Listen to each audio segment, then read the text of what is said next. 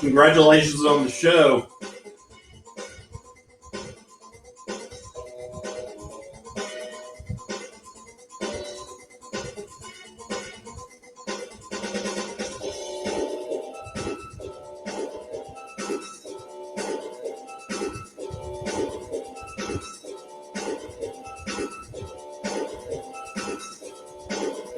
Welcome all.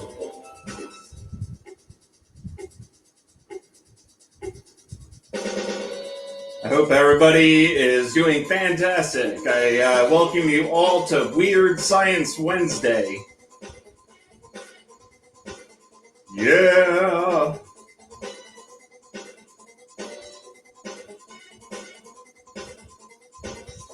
Talking about some fun stuff today. Magnetism. And if you're all just tuning in, and if you haven't hit that favorite button, please do so and do so. Thank you for the favorites. Thank you for the favorites.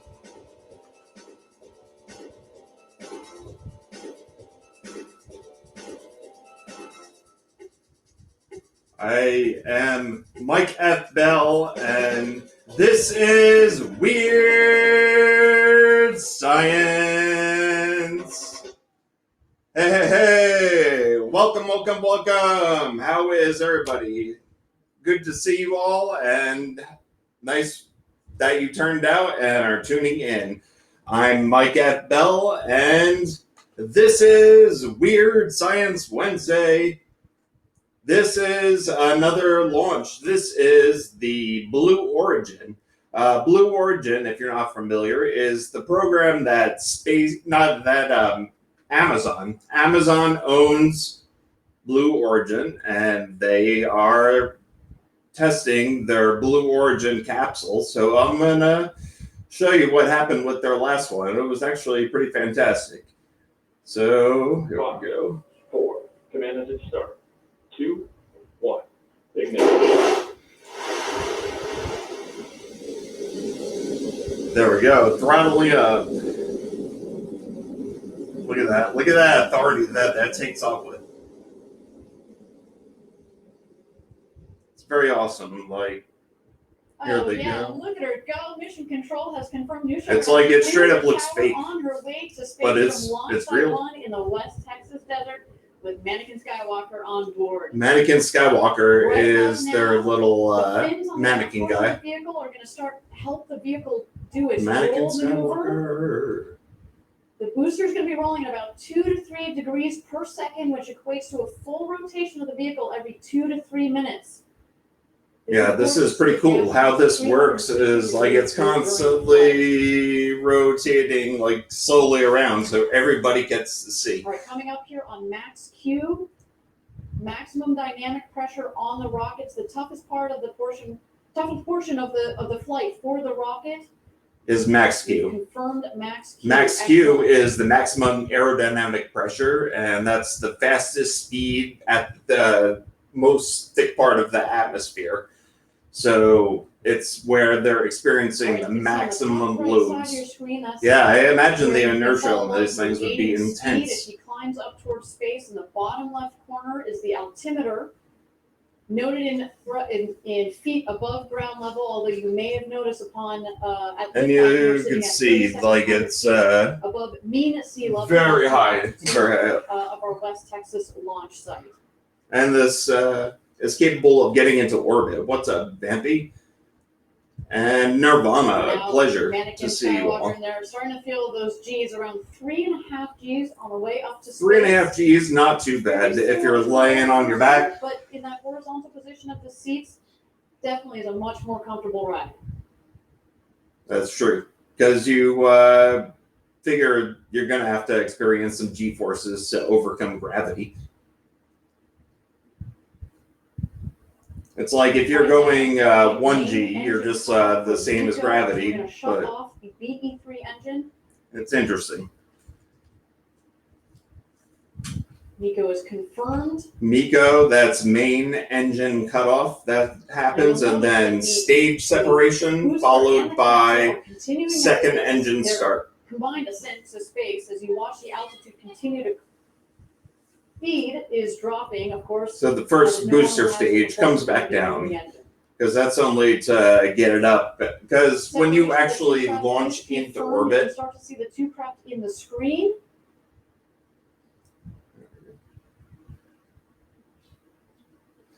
Bill Nye got nothing. Agreed. Thank you so much.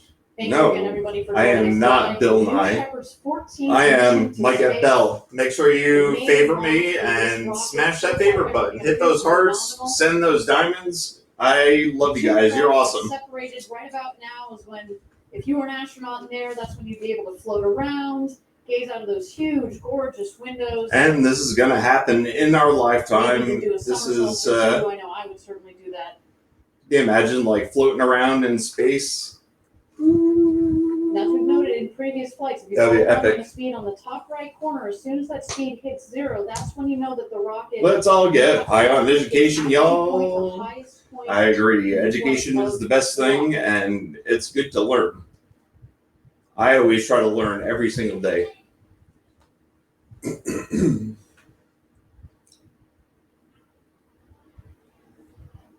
So what's going on is they have that second stage that's going to be circularizing the orbit. Go, it's hit zero, I am. and now they are heading back home. I have my master's in structural engineering, and I've done all kinds of work with Altitude coming up here shortly. everything. Yeah, Sean, I know that. Sean, you are the spectrometrist. Official line of space, and there it is, 350,827 Yeah, whatever. feet. I'm not going to tip it.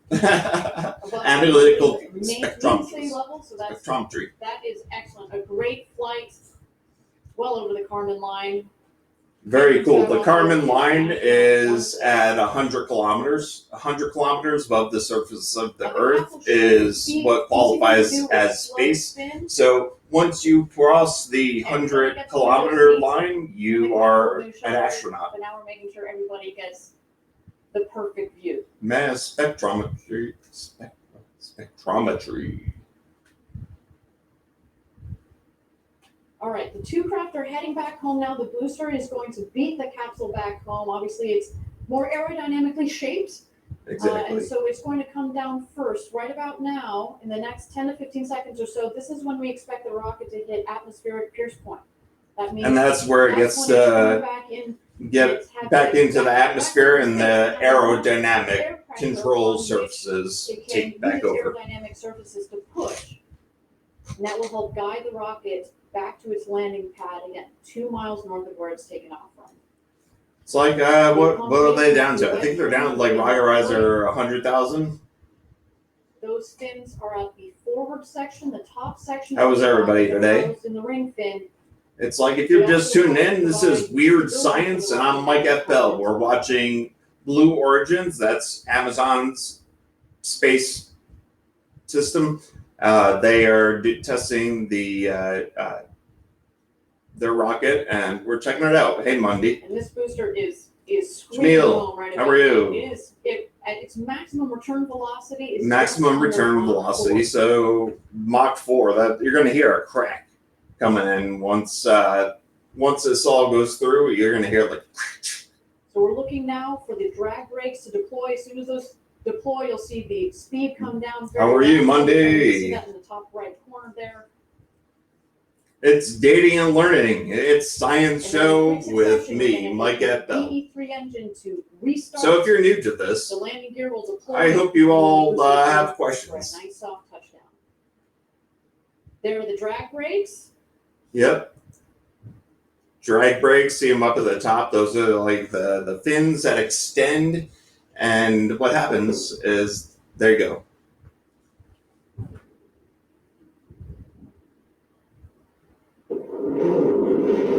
Engine restarts. Boom. Landing gear deployed.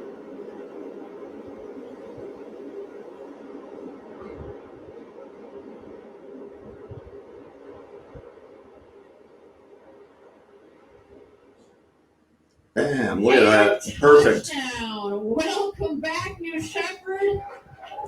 Woohoo! New Shepard We is are awesome. back here at headquarters enjoying these this are moment super for deep, this but- rocket. What a day. Did a nice little maneuver there to bring it back to the center of the pad, but that is All right. Well, really enough of along the system that. pathway. I wanted That to never gets old. That's the just type of stuff make that sure makes that life we have a rocket plan fun. today, and this is what we're doing. It's just an introduction, and then, of course, this right now. We're going on to our experiments, and they're all about magnetism. Incredible. Kudos to our whole team for adding yet another rocket to our fleet. Wow. Okay. Well, the show is not over. That's right. We still There we are go. waiting here for the crew capsule to come back. And As noted, first the drogue chutes will deploy. Those are like the guide parachutes. okay. Sorry about that. Now, welcome all. Welcome. This is Weird Science Wednesday. I'm Mike. And you know what? We are talking about magnetism today. So, some fun stuff to talk about when it comes to magnets. Everybody knows what magnets are all about. You've played with them before. You have seen various magnets. And the thing about magnets is, you're a magnet. Yes, opposites attract. So maybe it's possibly, ferromagnetic element iron, nickel, and cobalt. Iron, nickel, cobalt are what make up the basic magnet. But with these, they're actually neodymium iron borite. So these magnets, they're a little different. It's they're stronger. They're a lot more powerful than what you would originally see in a normal magnet. Magnets are made differently than other materials. How they're made is kind of weird compared to other stuff. Let me show you. Here we go. So down here, I got the manufacturer of magnets. Basically, what's going on is they have a powder form, and this powder they put into a mold, and then they just heat it up, and that heat makes it fuse together. And then that's under a magnetic field while they do that, and that magnetic field gets trapped in the cooling off of this magnet. So everything is responsible for, like, the magnet. Is this Bill Nye? Yes. No. Maybe so, except better. I am Mike F. Bell, and this is Weird Science. Magnets. So they stick together, right? And magnets are made with like a sand, and they fuse them together. And what's weird is you can actually destroy a magnet pretty easily. So if you take this magnet and drop it on the floor, because oh well, it's not a big deal. Because oh well, oops. Ah! It's like shit's going down. Not a big deal. Current flows, yes. Current flows through, and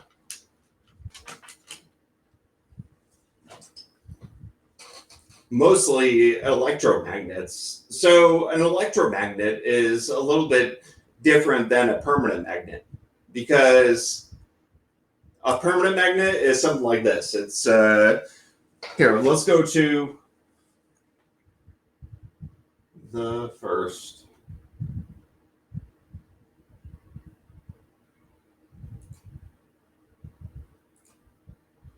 Okay, take that one off, and hopefully we can see here. I got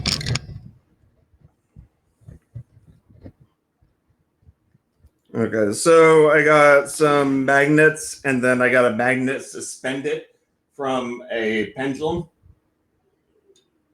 And then you can put the magnets down here and actually make them repel or attract one another. So like this, for instance, it's attraction. So That's pretty neat. Like it's neat watching the orbital dynamics kind of. It's very similar to how gravity works. Electricity and magnetism are similar to gravity in the calculations, at least. So that's attractive magnet. And then here, a repulsive magnet. And then, oops, I have to go upside down. There we go, that's repulsive.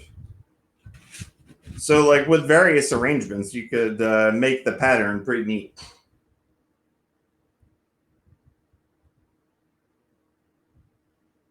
And like this all goes into orbit.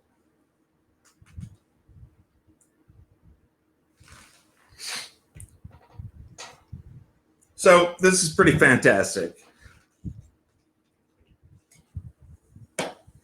One of the neat things about this whole system is everything is magnetic. And you could actually make magnets. So what I'm going to show you next is an electromagnet.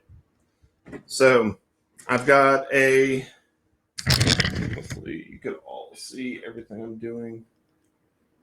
Okay, I've got a 9-volt battery, and then I'm going to attach that to there. And then the other side, I have, if you look down in that bottom box, you'll see that I have wire wrapped around an iron core.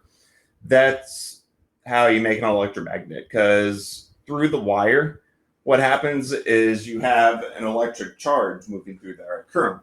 That current creates a magnetic field. So if you have a current, it's called the right-hand rule, is the easy way to think about this. Thank you so much. Woohoo!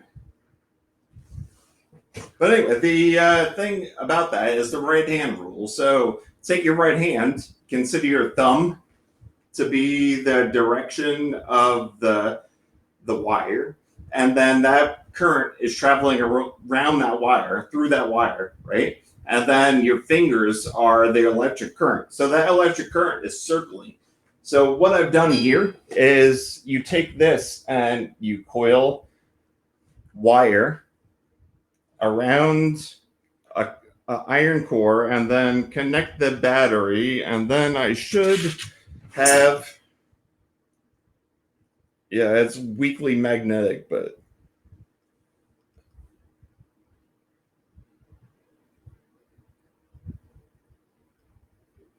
hopefully you can see that. And then as soon as I let off the current, watch it drop. See? It drops right off.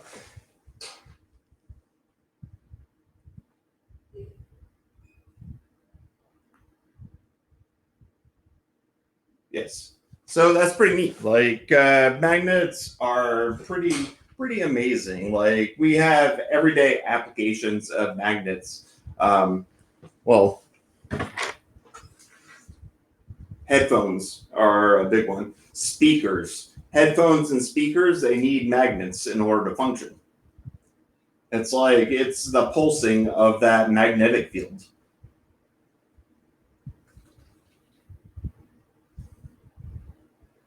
Thank you all so much for joining. This is Weird Science Wednesday, and I am your host, Mike F. Bell. We're talking about magnetism today. So we have electromagnets and we have permanent magnets. Permanent magnets are based on just like the composition of the material. The electromagnets, they are based on the current that's flowing through that wire that's wrapped around.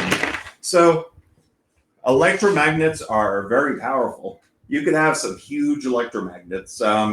For instance, in scrapyards, they use these big cranes with giant electromagnets to lift up all the scrap metal. It's a fantastic thing to witness.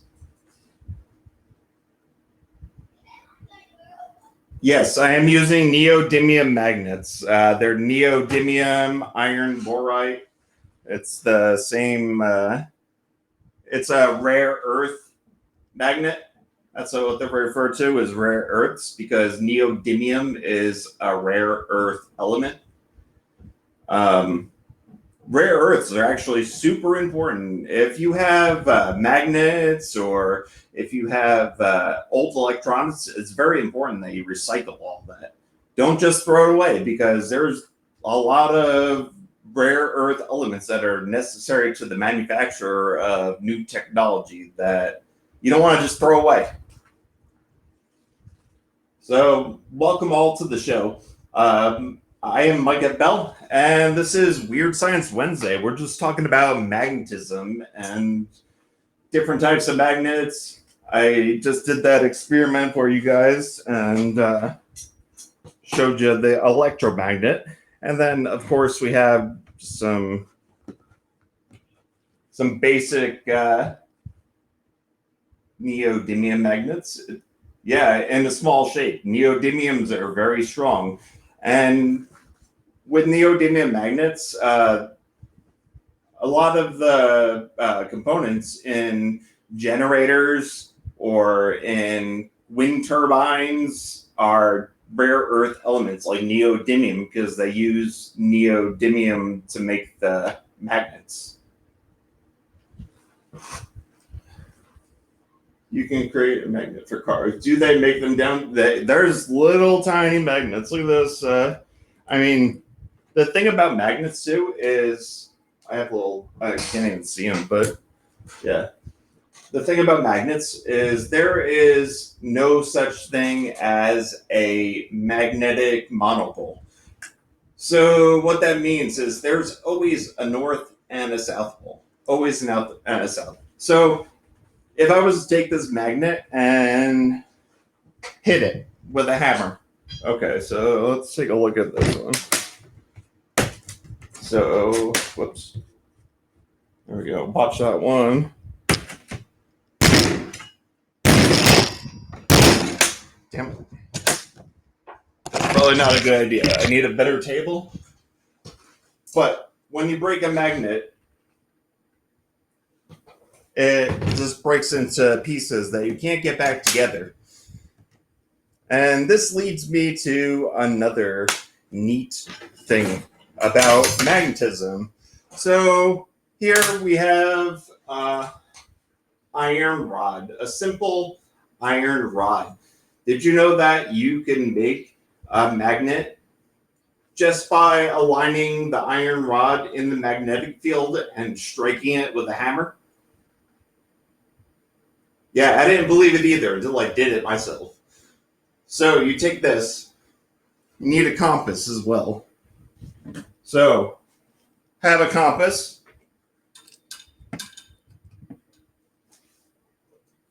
Okay, so you line it up with the magnetic north, which is this way. Trust me on that one. And then what you do is you take the rod and tilt it a little bit like that, and then you strike the end of the hammer.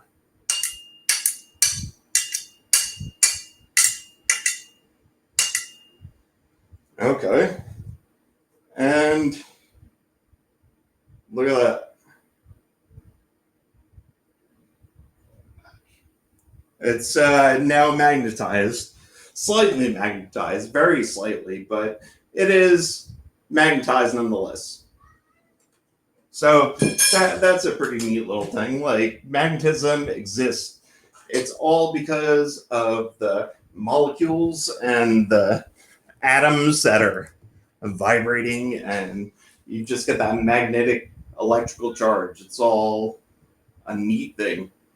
So, next, thank you all for joining me.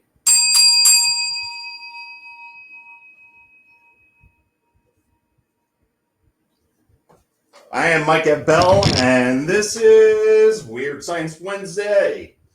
Thank you all for tuning in. We're talking about magnetism and different types of magnets and all kinds of cool stuff. Like, making a magnet out of a metal rod and just smacking it with a hammer, or making an electromagnet.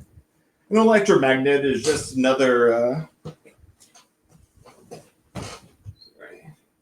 Electromagnet is just very attractive. There's lots of magnetic jokes that we can make today for sure, and I'm not going to go into those. I'm so bad at doing dad jokes, so I don't want to do that. Okay, so let's see. Let's go on to the next thing. Ba-dum-bum.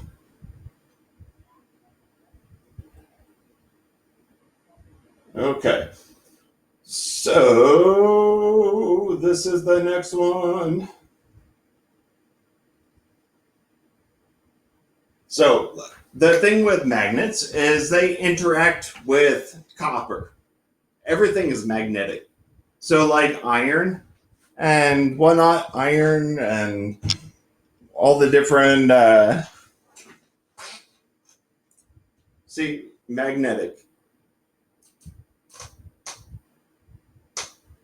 Oh, and this one to show you this too, because this is a neat little trick. So hopefully you can see. Okay, whoop. That's a magnet, and watch. Magnets are only under kinetic energy. Copper can create electrons, exactly. So that's a neat thing. And one thing that I'm going to show you real quick is the Curie temperature. So I'm going to actually destroy this magnet just by heating it. So watch closely.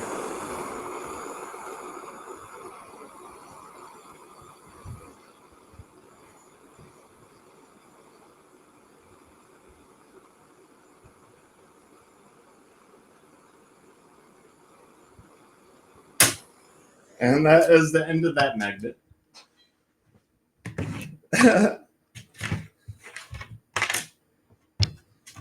No.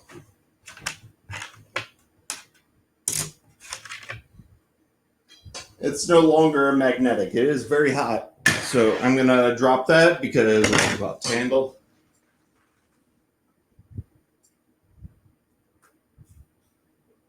So here we go.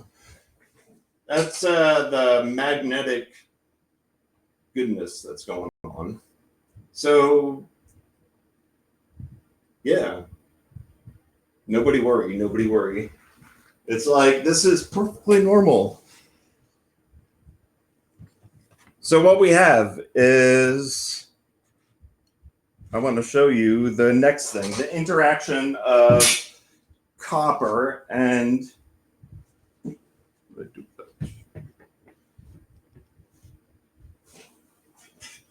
okay, so I got some copper pipes, and now we're going to see how cool this is that this interacts with magnets. So if I was to take a stack of magnets, like I have here,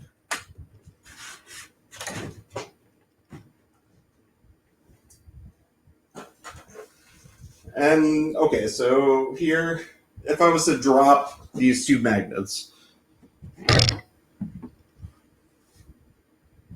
hopefully you can see. So if I just drop this from this height, you heard that, right? Just like that. That's just dropping it in there. Now watch what happens when I drop it through this magnet or through this copper tube.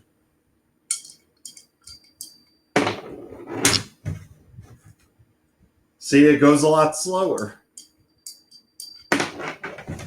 And actually, I have a really long piece of copper tube here. It's 10 foot, so I'm not sure how I'm going to get this in the frame, but you will get the idea. I'm going to drop this and then stand it up. Still going. Still going. Still going, and drop. Just dropped out of there. That's pretty incredible because that is because of the inductance that's arising in the material because of the magnetic field. And that magnetic field is all because of the moving electrons. So that is hopefully pretty interesting. I hope you like the fact that magnets are like everywhere, and if we didn't have magnets, we wouldn't be able to do a lot.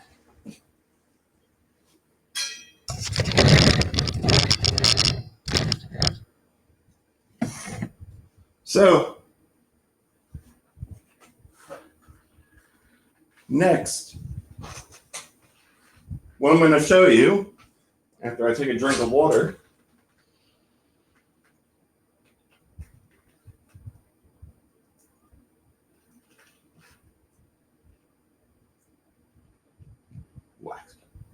the Earth itself is a giant magnet, north and south poles. That's why magnets have a north and a south pole, just like the Earth. It's and if you're just tuning in, this is Weird Science. I'm Mike F. Bell, and we're looking at magnetism today. We are living on a magnet, exactly. Exactly. That's very, very cool. Like, I thought the neat thing was being able to hit a iron rod with a hammer and magnetize it. Like, that is just a weird concept, right? Yeah, if you take an iron rod and you align it in the Earth's magnetic field, so you need a compass needle, whatever, and then you hold it in the same line, and then you actually take it and you tip it, and then hit the end of the hammer, or hit the end of the rod with a hammer. You hit it a couple times, and it'll become magnetized. And the reason that is because the Earth's magnetic field is actually powerful enough to magnetize the steel, the iron. Because what's happening is those atoms are getting bumped and vibrated every time you hammer it. So they're actually able to jiggle and align with the Earth's magnetic field. So that's why you have a weak magnetic field that arises from that. And thank you all so much for the favorites. I'm Mike F. Bell. This is Weird Science. So, how many of you have heard of a homopolar motor?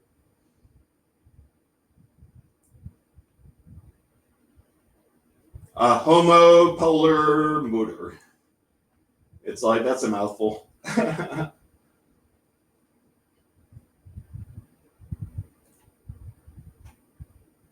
All right, so let's see. Look at this. Okay, so basically what a homopolar motor is, no, not a bipolar, homopolar. It's not a gay magnet either. Despite what it sounds like, homo means one.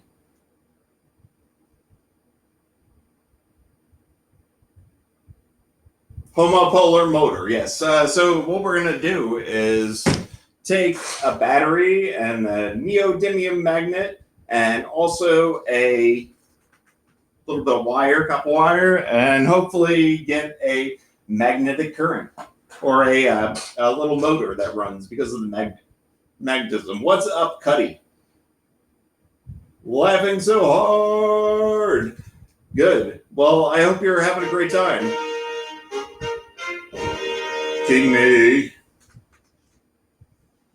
Thank you. Paulie Class Clown, 1994, exactly.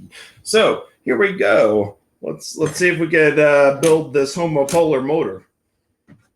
So I got let's see. Hopefully this and this. don't want to. And I should turn off this. We don't need that. Whoops, wrong one.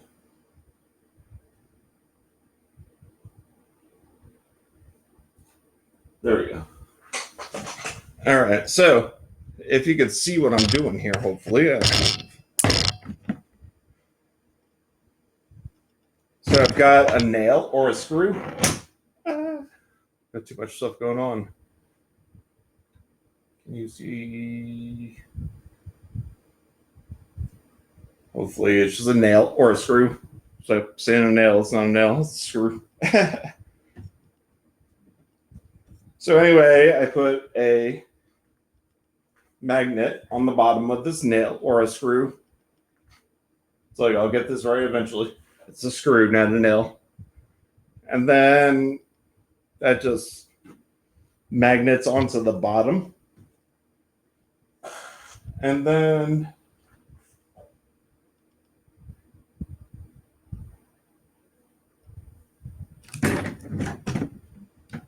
I just gotta use it all and see what I'm doing. Okay. So now I'm going to connect this battery, and the magnet and everything holds it together, and then hopefully the screw should rotate.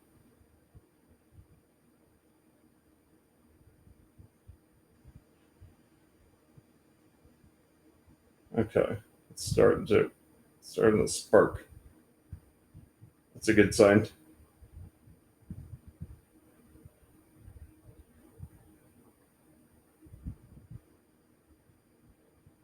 Do you see it moving? It's definitely rotating.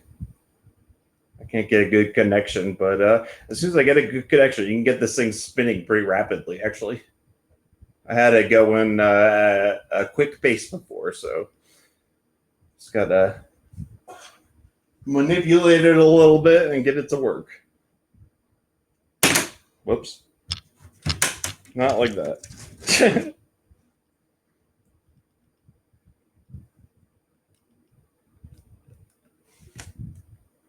Okay.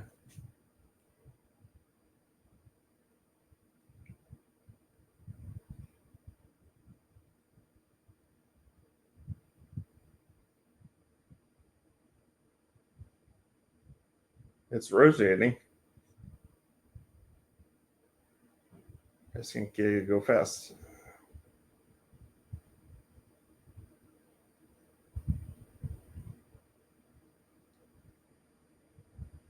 Well, you get the idea. It works. It does actually, in fact, work. Yeah.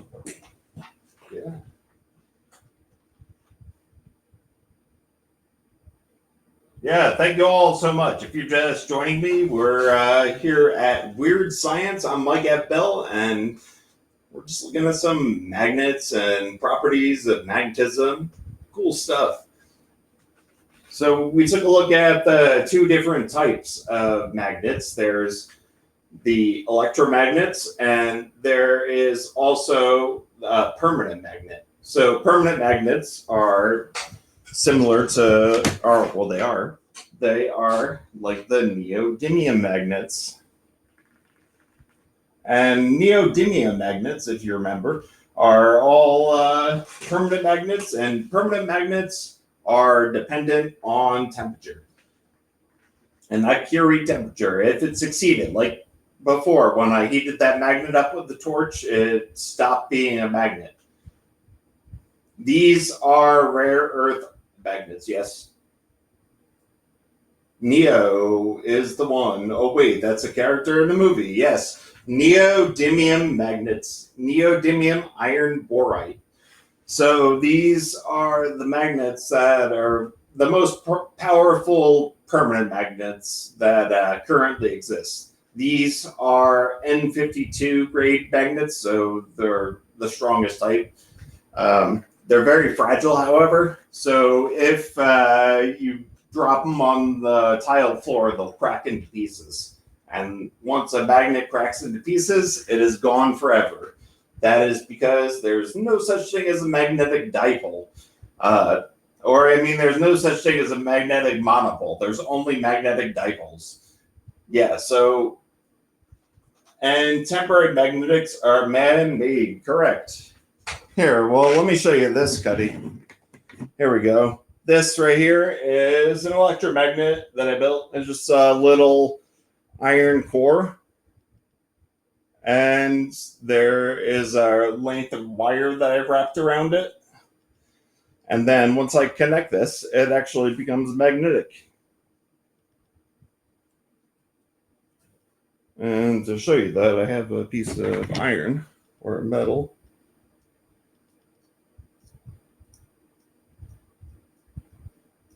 Hold on.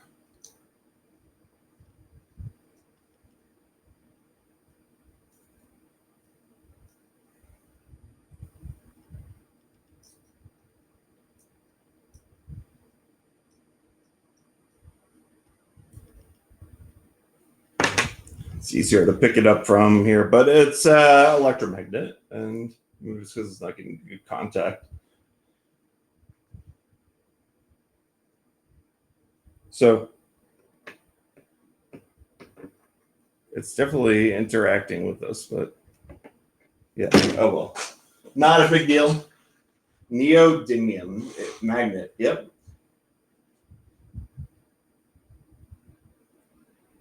Temporary on refrigeration. No, actually, once a magnet becomes heated above its Curie point, it will not become a magnet again until it goes through the original remagnetization process. And if you remember, that's that powder that they put into molds and heat it and then cool it under a strong magnetic field. Yeah. Future applications from that is because they exceed their Curie temperature. The Curie temperature is the point at which you exceed that temperature and it loses its magnetic field. And it won't be able to gain its magnetic field back by like cooling it down or anything like that.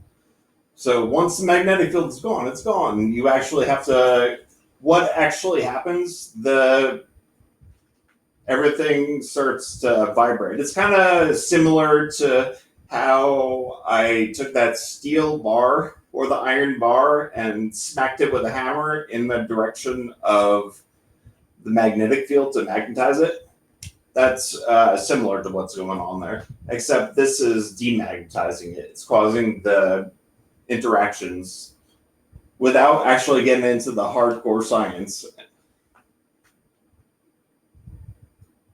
And if you're just joining me now, this is Weird Science. I'm Mike F. Bell, and we're talking about magnetism. Excuse me. I need to find my water.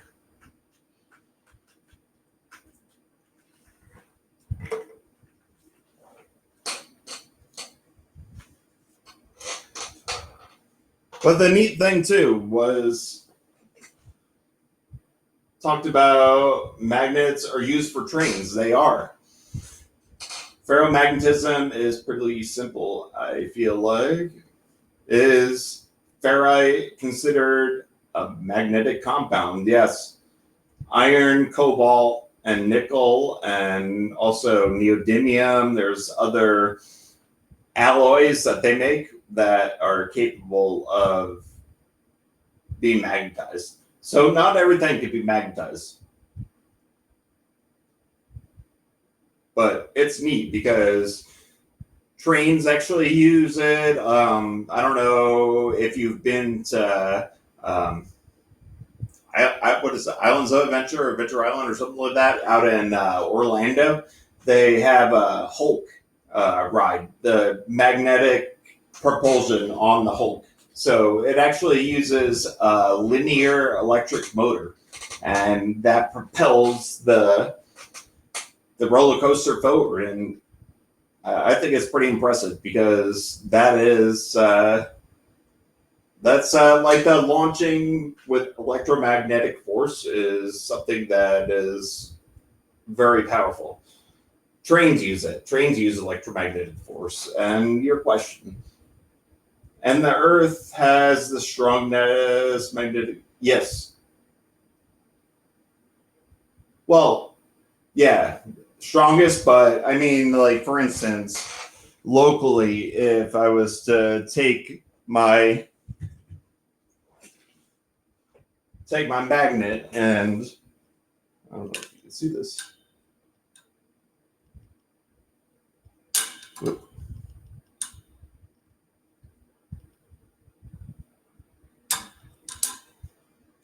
I see, like, this camera angle is about that good. Crap.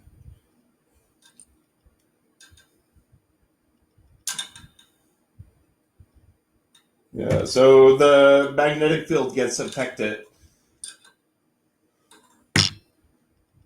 by the material. Like, locally, it gets affected by other magnets, but as soon as I take this away, the Earth's magnetic field takes over. So that shows just how strong the magnetic field is. And what is this theory of a pole shift from north to south to cause it? Yeah. So right now, our Earth is a magnet, a giant magnet. And we have a North Pole and a South Pole. And that magnetic field comes out and goes around the planet and actually protects us from the harmful effects of solar radiation. Solar radiation is actually magnetized, so every once in a while you have a coronal mass ejection, a CME, and that is highly magnetized electrical. It's like an electrical pulse, and it takes stuff out. It can take out power grids, satellites, depending on how bad the EMP is. But luckily, we have our magnetic field. And hey, Al, thank you for joining us. Thank you for joining me. I am Mike Bell, and this is Weird Science.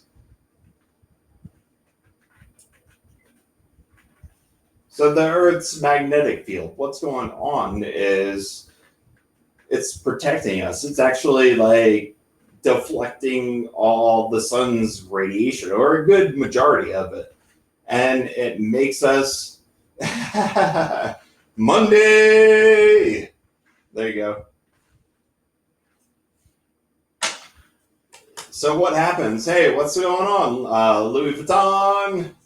Kendall Baton. And what's happening? That electromagnetic radiation comes in. It gets deflected because of our magnetic field. And it's a good thing because Mars lost that protection that they had, and the sun was able to strip the atmosphere off the surface of the planet.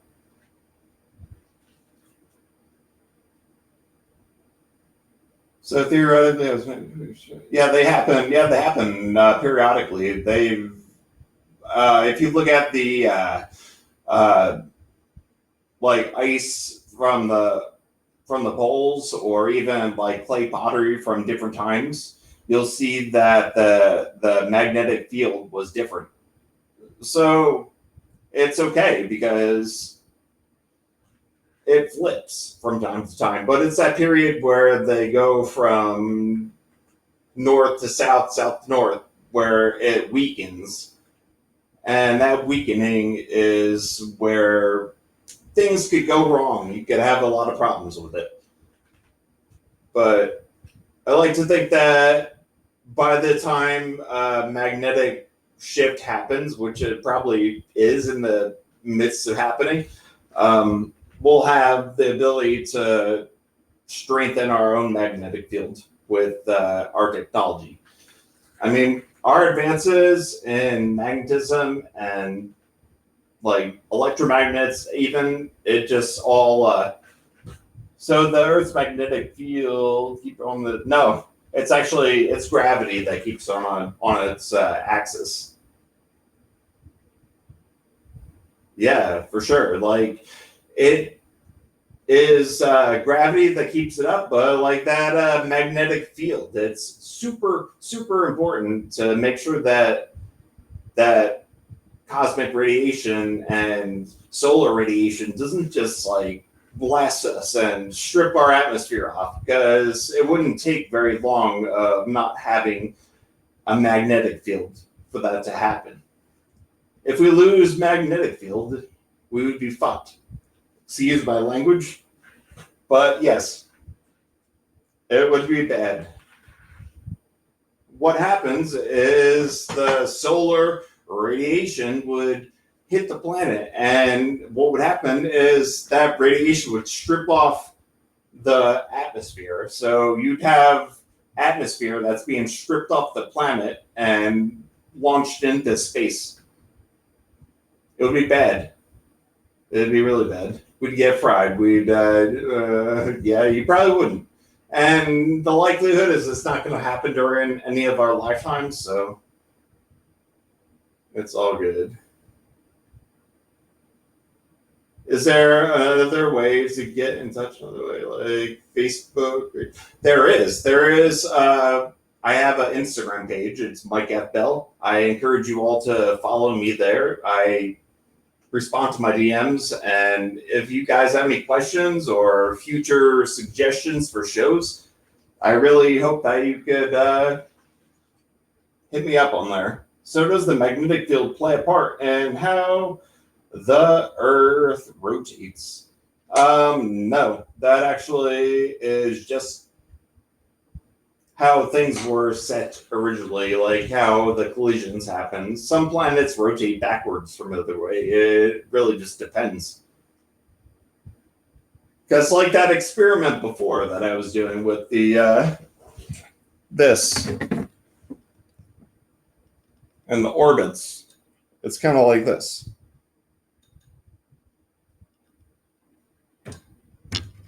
Well, not like that, but yeah.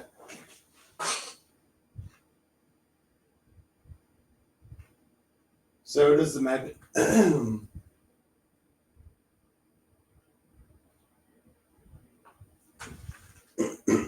Excuse me. It's like I've been talking a lot.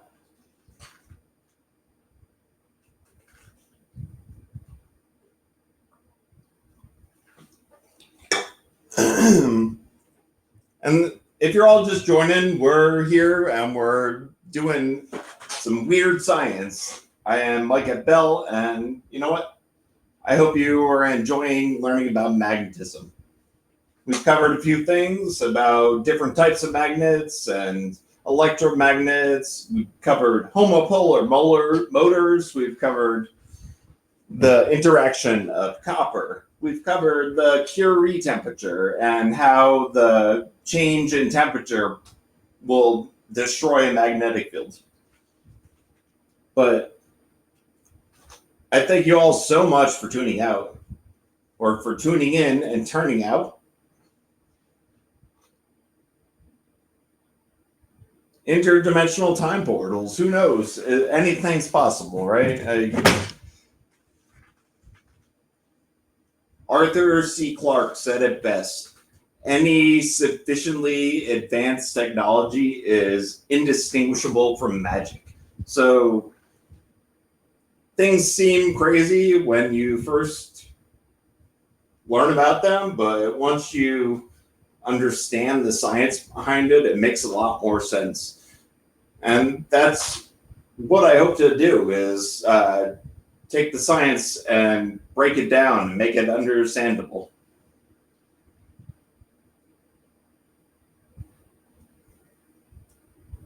And thank you all so much. If you are just joining me, we're coming down to the end of Weird Science.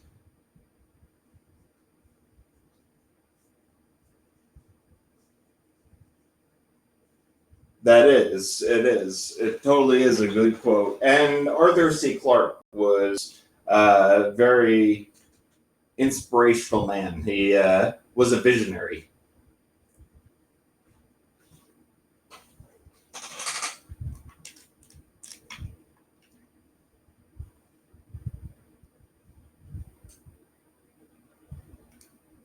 Oops.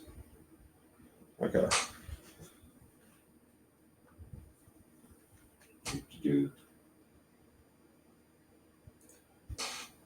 So we have the. I showed you the homopolar motor. Wasn't the easiest thing to get going, but I might be able to get it rolling. It all depends. And thank you all so much. Thank you, Jules. Jules, thank you for stopping in. It's like we're taking a look at magnetism, and we're doing some fun stuff here. I am making a homopolar motor right here. So it's basically, you can see that. And then I connect this. There's a battery on the bottom of it. It's a screw.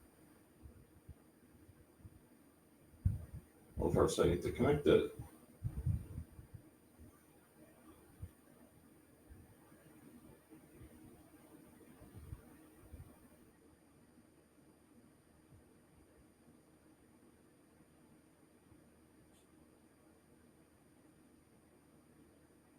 Okay, it's going.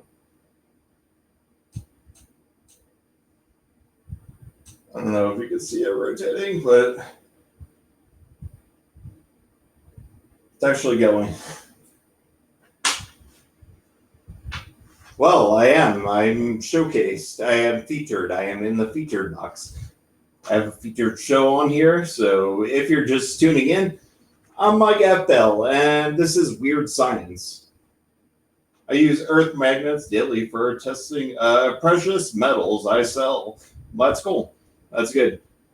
It's like not everything is magnetic, right? It's rare earth metals. They show the iron content right away.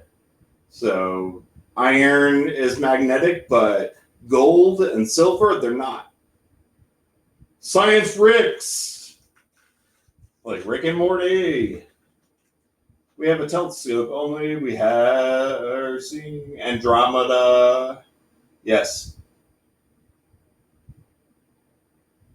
That's awesome.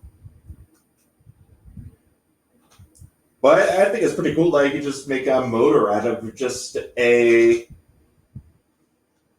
AA battery, a screw with a little neodymium magnet popped on the bottom, and then you just put it on there, like put it onto the negative terminal like that, and connect. So you got one.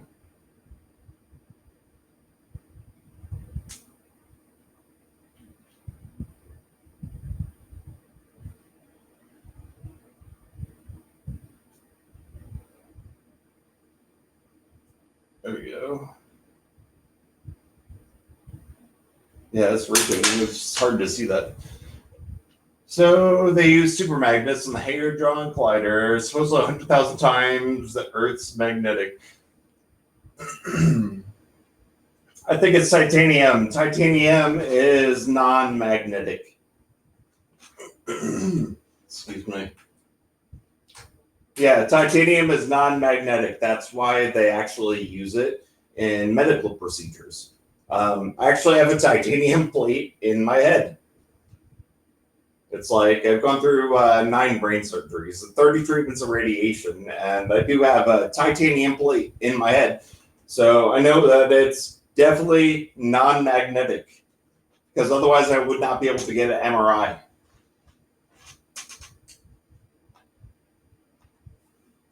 And if you're just joining me, I'm Mike F. Bell. This is Weird Science. We're getting down to the end of the hour, and I just wanted to thank you all for coming and viewing.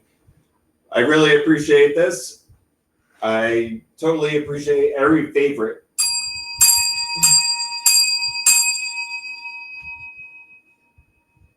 It's like, thank you for the favorite.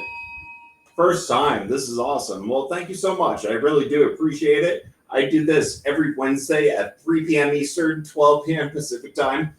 Weird Science. It's a Meet Me featured show, and I talk about different topics every week. So this week we talked about magnetism. So I hope you. I love